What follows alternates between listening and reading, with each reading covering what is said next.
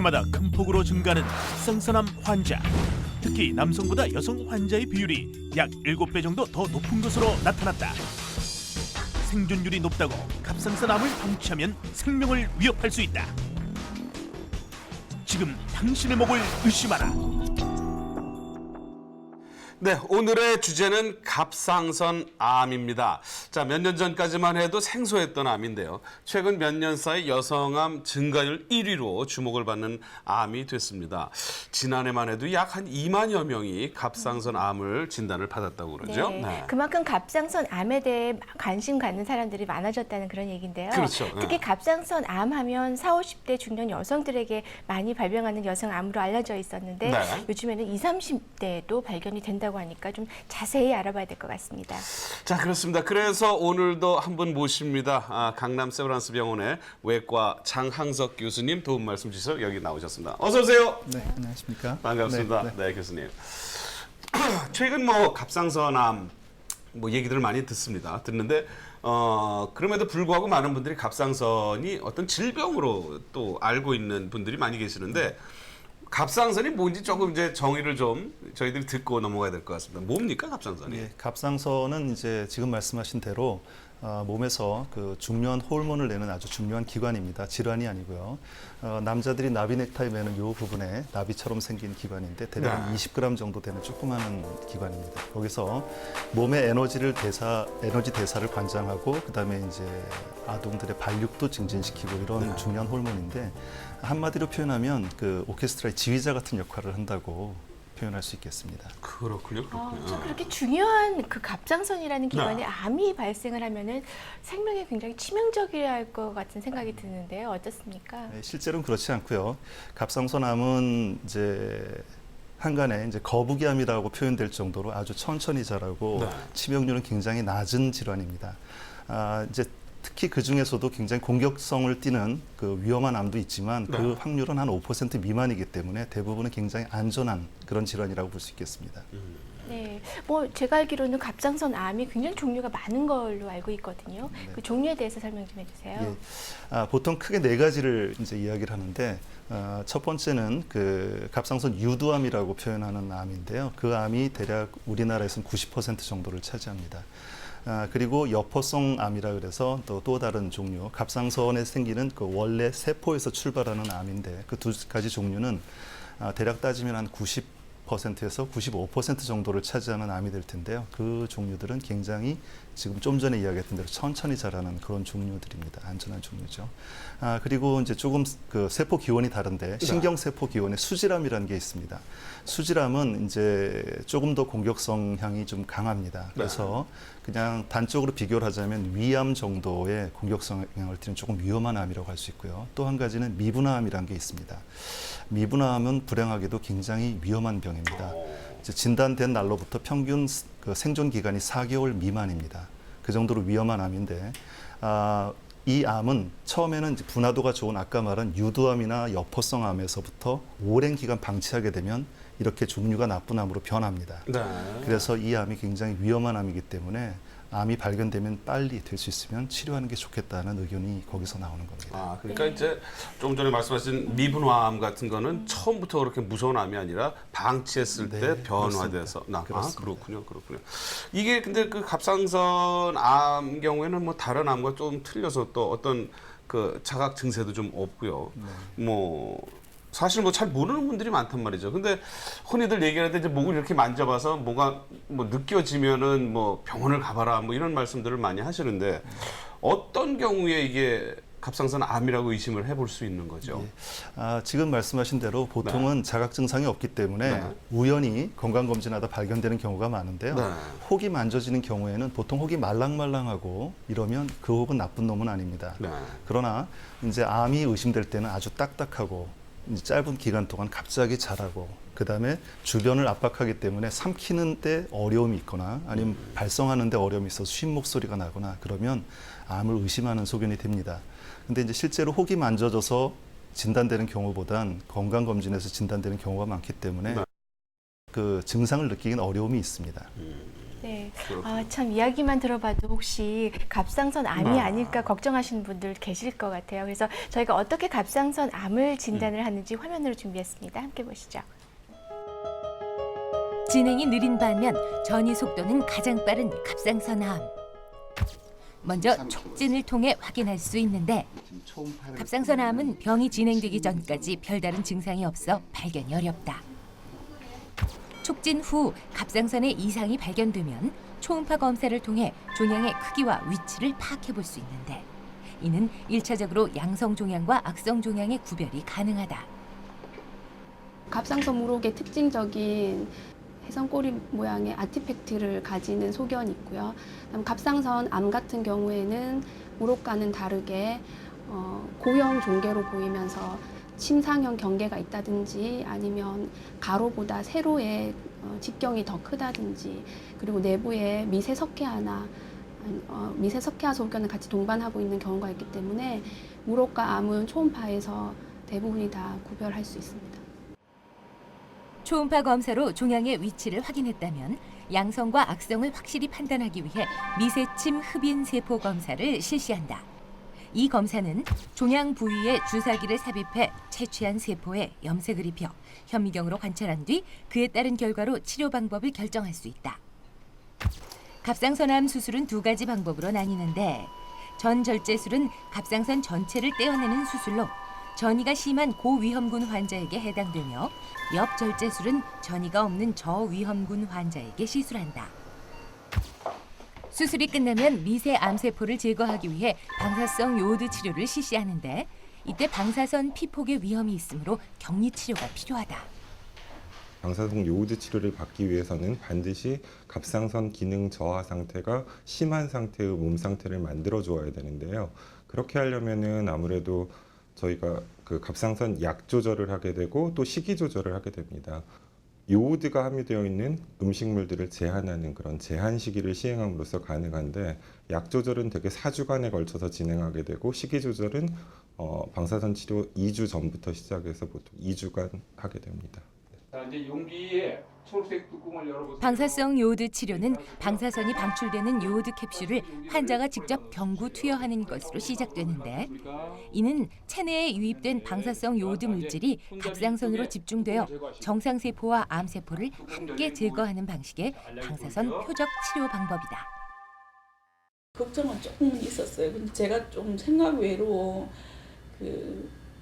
제 성격은 생각 외로 좀 긍정적이기 때문에 그런지 남들 다 하니까 하는가 보다 그런 마음으로 그냥 임했기 때문에 별 잡념은 없었는데 조금 걱정은 되었어요. 뭐 다른 세포가 혹시나 더 좋은 세포가 죽지는 않을까.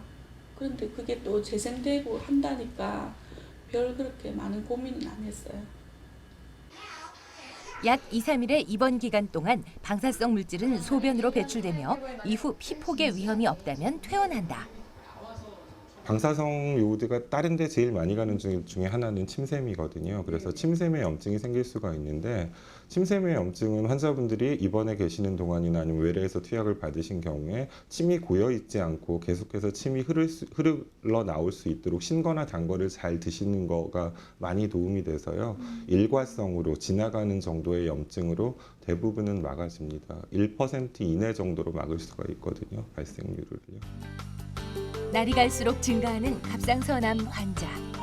정확한 검사와 치료로 이겨낼 수 있다는 걸 잊지 말자. 네, 방사성 치료받는 모습을 저희 좀 봤는데 일반적으로 뭐 암 수술하고 나면 항암 치료를 이렇게 받지 않습니까? 근데 갑상선암의 경우에는 방사성 요오드 치료를 받네요? 네. 네, 이거 뭐 왜 틀린 거죠? 이제 방사성 요오드 치료는 이제 아주 생리적인 현상을 잘 활용한 치료법인데요. 네. 갑상선암은 이제 방사선을 외부에서 쬐는 것이라든지 아니면 항암 치료가 잘 듣지 않는데 네. 이 세포는 요오드를 농축하는 이제 생리적인 작용을 합니다. 그래서 방사성 요오드를 먹게 되면 그게 몸에서 세포가 남아 있는 부분에 축적돼서 거기서 방사능이 나오면서 암세포나 혹은 잔존세포들을 다 청소하는, 파괴하는 치료를 합니다. 그래서 이 치료는 굉장히 효과적인 치료입니다. 네. 이렇게 그렇게 몸에 부담이 있지도 않으면서 남아있는 세포들을 다 깨끗하게 청소해주기 때문에 과거에는 이 치료의 별명이 미사일 요법이라고 불렸습니다. 그 정도로 멀리 있는 혹시 모르는 원격 전이들도 찾아가서 파괴해주는 아주 효과적인 치료입니다. 네. 그렇군요. 이거 다른 거에도 좀 그게 또 반영이 되면 참 좋겠네요. 예, 그래서 그런 연구들은 많이 하고 있는데 네. 요새 나오는 표적 치료의 네. 아주 대표적인 예라고 볼 수 있습니다. 그렇군요. 예. 그 화면에서 같은 경우에는 그 암 진단을 받고 수술을 모두 다 절제를 했다고 이렇게 나와 있잖아요. 근데 일부 주변에서는 또 일부분만 또 네. 제거를 한다 이렇게 또 알고 있거든요. 예. 설명 좀 해주세요. 예. 보통 갑상선 수술은 이제 아까 말씀드렸지만 날개가 2개가 있다 그랬죠. 그래서 한쪽 날개를 절제하느냐 아니면 양쪽을 다 없애느냐 이제 2가지 방법으로 이제 나뉠 수 있는데 재발의 확률을 가장 최소화하는 게 이제 수술의 목표거든요. 그래서 절제를 할 때 반만 절제할 수 있는 사람은 위험도가 굉장히 낮은 사람들, 재발할 확률이 적은 사람들에서는 반만 절제를 할 수 있고 그렇지 않고 리스크가 높은 사람들에서는 전체를 다 깨끗하게 치료를 하는 게 옳습니다. 그래서 반을 띄느냐 양쪽을 다 띄느냐는 이제 철저하게 수술 전에 이제 위험 인자들을 다 분석한 다음에 네. 결정을 하게 되어 있습니다. 그래서 반만 띈다면 아무래도 좀 더 편하겠죠. 그런데 재발할 확률하고 2가지를 이렇게 정확하게 분석해서 수술하는 게 중요합니다. 갑상선 암 하면은 네. 그 재발에 관한 그렇죠. 그런 부분들이 아주 많이 걱정이 될 때가 있거든요. 네, 네. 그 재발에 따른 또 전이라든지 이런 부분에 대해서는 어떻게 해야 되는지요? 예, 그 우리나라나 뭐 전 세계적으로 가장 많은 암이 유두암입니다. 그래서 유두암은 이 종류가 굉장히 천천히 자라는 건 좋지만 나쁜 점은 생긴 초반부터 주변의 임파선으로 잘 번지는 특성을 갖고 있습니다. 네. 그래서 수술을 계획할 때 처음부터 임파선으로 번졌는지 여부를 정확하게 분석한 다음에 완벽한 절제를 해주는 게 중요합니다. 그래서 평균적으로 그 한 20%에서부터 많게 이야기하는 사람 80%까지 애초에 갑상선암으로부터 임파선으로 전이가 있다라고 표현하는 사람들이 있습니다. 그래서 이제 수술 전에 철저한 조사를 해서 이제 수술 계획을 세우는 게 더 중요하고요. 전이가 되더라도 이 병은 또 잘 치료가 되기 때문에 네. 낙담하실 필요는 없습니다. 네, 뭐 아까도 말씀해 주셨지만 여성들에게 지금 가장 빠르게 급증하는 암이다 뭐 이런 말씀을 해 주셨는데 그래서 그런지 여성분들이 더 많이 걱정을 하세요. 특히나 임신을 앞둔 분들이나 임신을 하고 있는 분들께 이런 것들이 굉장히 뭐 좀 중요하다고 생각해요. 임신이 되느냐 안 되느냐 뭐 이런 거 결정적으로요. 예, 뭐 결론적으로 말씀드리면 전혀 문제가 없습니다. 그래서 수술 후에도 뭐 갑상선 호르몬을 먹고 있고 어떤 상황이 있더라도 임신, 출산 그리고 아기를 기르는데 이런 데는 전혀 장애가 될 건 없습니다. 그리고 임신 중에 네. 만약에 암이 발견된다면 사실 그건 좀 더 심각한 이야기일 것 같은데요. 보통은 이제 암이 발견됐을 때 다른 종류와 똑같은데 네. 임신 초기에는 수술이나 이런 것은 이제 그 유산의 위험성이 높아집니다. 그래서 보통은 그때는 수술하지 않고요. 임신 중기 정도에 아주 급하다면 수술할 수 있지만 처음에도 말씀드렸지만 이 병은 아주 천천히 자라는 종류이기 때문에 네. 임신을 끝까지 유지하고 아기를 출산한 후에도 이제 수술할 수 있다. 그런 논문들도 많이 나옵니다. 그래서 임신 중에 진단되었어도 그렇게 위험하거나 낙심할 필요는 없는 그런 암입니다.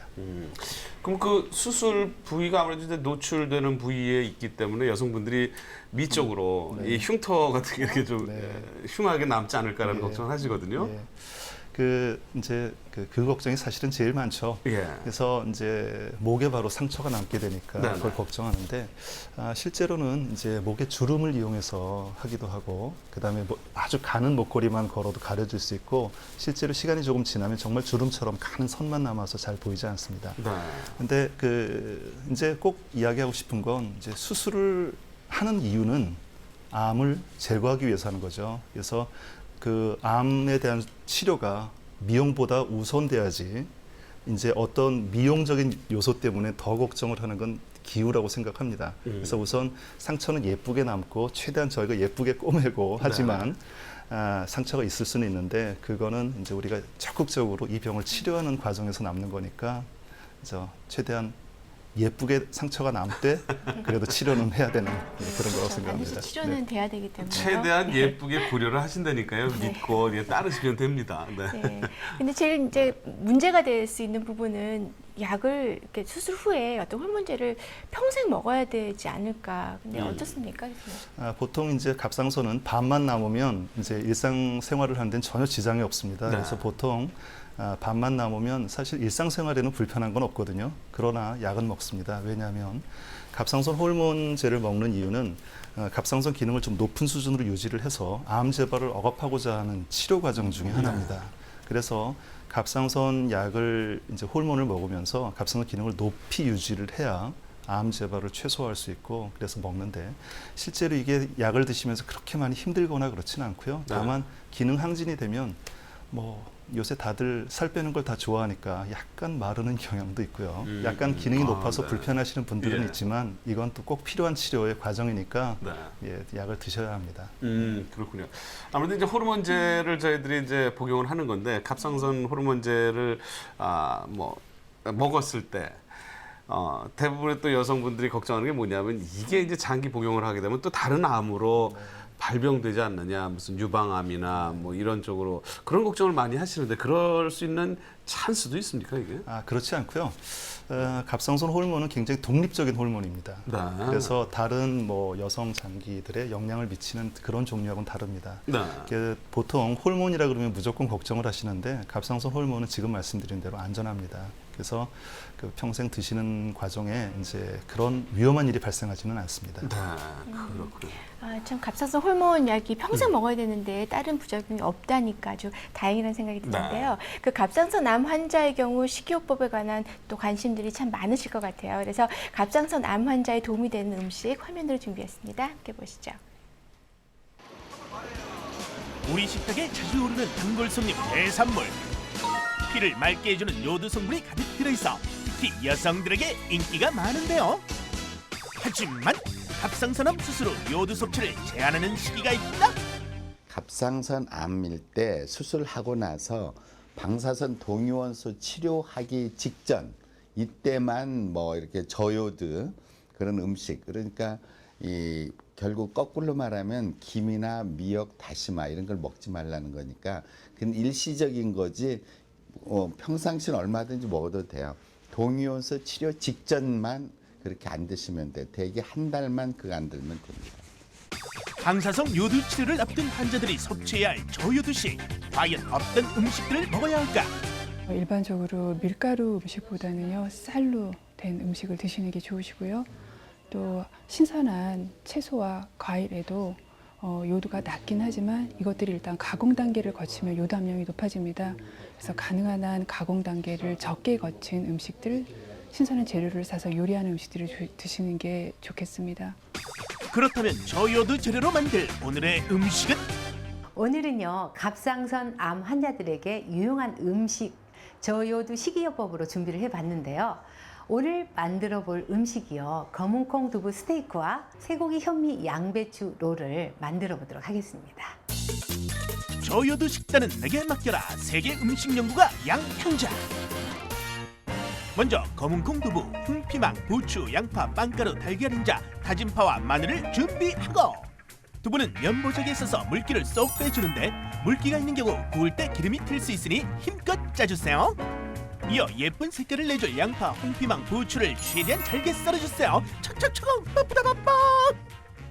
자 이렇게 된 그 야채들을 한 곳에 모아서요. 으깬 두부와 다져놓은 채소는 큰 볼에 넣고 빵가루 2스푼과 다진 마늘, 다진 파를 1스푼씩 넣어 골고루 잘 섞어주세요. 조물조물 반죽을 하고 재료가 골고루 잘 섞이면 그릇에 여러 번 치대면서 탄력을 주는 것이 이 요리의 포인트. 반죽이 끝나면 도마 위에 올려놓고 프라이팬에 굽기 전에 예쁘게 모양을 만들어주세요.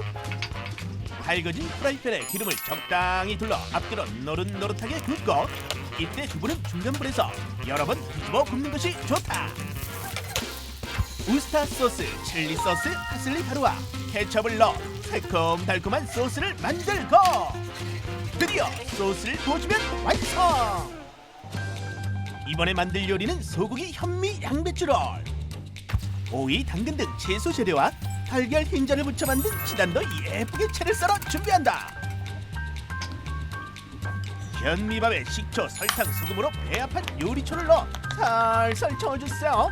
찜통에서 약 10분 동안 쪄낸 양배추를 말기 쉽게 김말 위에 깔아넣고 그 위에 새콤달콤하게 양념한 현미밥과 소금, 후추로 간을 한 쇠고기 볶음 등 미리 준비한 재료들을 얹어 넣는다.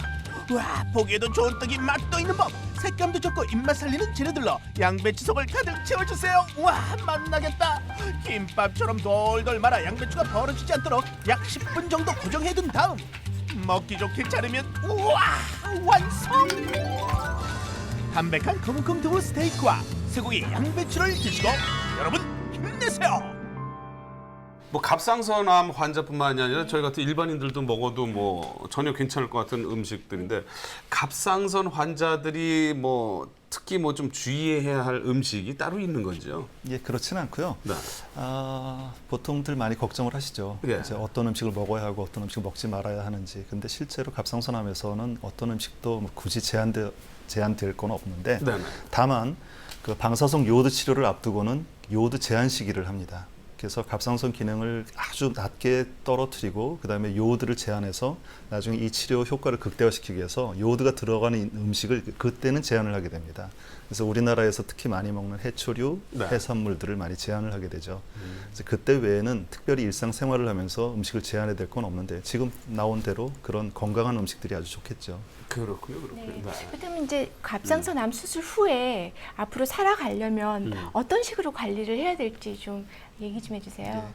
네. 이제 실제로 다 암을 수술하고 나면 다들 걱정하시는 부분이고 그런데 저는 뭐 일상생활 또 혹은 뭐 회사 생활 뭐 이런 생활을 다 일상생활처럼 다 하라고 합니다. 적절한 스트레스도 있어야 되겠고 적절하게 운동하고 즉 이제 갑상선 호르몬을 먹고 있고 정기적으로 검사를 받아야 되는 건 좀 다를 수 있지만 하나도 걱정하실 게 없고 그냥 일상생활대로 뭐 적절한 스트레스도 몸에 건강에 도움이 되니까 이제 일상생활 그대로 건강하게 하시면 되겠습니다. 그렇군요. 자, 우리가 오늘 시간을 끝내기 전에 저 개인적으로 좀 여쭤볼 게 있는데요. 그 외국의 학회나 어떤 뭐 보건기구 쪽에서 갑상선암에 대한 얘기가 조금 저희들이 오늘 배운 것과는 조금 틀리게 사실은 나온 부분이 없잖아 있거든요. 뭐 작은 사이즈라면은 전혀 손을 대지 말라는 걸 권고한다. 뭐 이런 내용이 담겨져 있는 것들인데 그거는 어떻게 설명이 되는 거죠? 예, 아직도 논란의 대상입니다. 네. 이제 의견이 아직도 제각각인데 저는 이렇게 생각을 하고 우리나라 이제 전반적으로 받아들여지는 의견에 대해서 말씀을 드리면 일단 아무리 사이즈가 작아도 암입니다. 이게 천천히 자라도 결국은 자라고 번지고 전이가 됩니다. 그래서 이제 수술은 하고 이게 결정적인 치료 방법이 수술 그다음에 이어지는 뭐 방사성 요오드 치료니까 하는 게 옳고요. 이제 아주 마이너 그룹에서 아주 이제 그 소그룹에서 이제 이건 지켜봐도 되지 않겠는가 하는 의견이 있기는 있는 게 사실입니다. 하지만 실제로 이제 그 논문을 자세히 읽어보면 결국은 그 사람들이 어딘가 가서 수술을 했다는 이제 그런 의견이고요. 그리고 이제 미국에서 제시한 의견인데 아주 사이즈가 작을 때는 좀 주의 깊게 지켜보자는 이야기지 치료받지 않아도 된다는 이야기는 아니고요. 네. 지켜보다가 이게 자라서 한 1cm 도달하면 수술하자라는 의견입니다.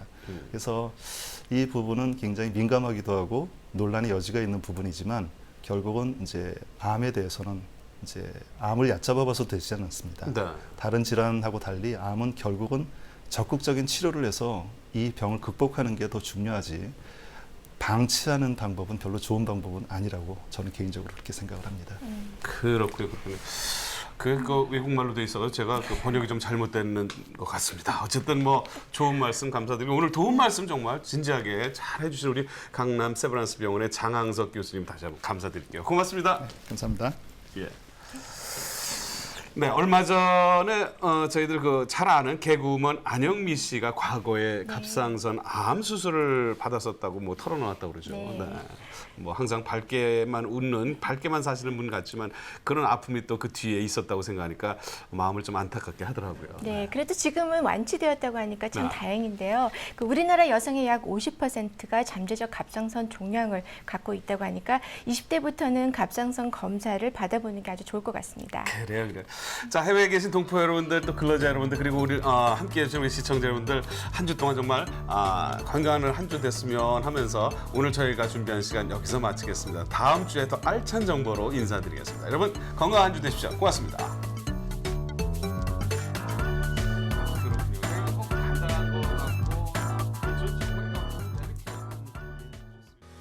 서구화된 식습관이 대장암을 부른다?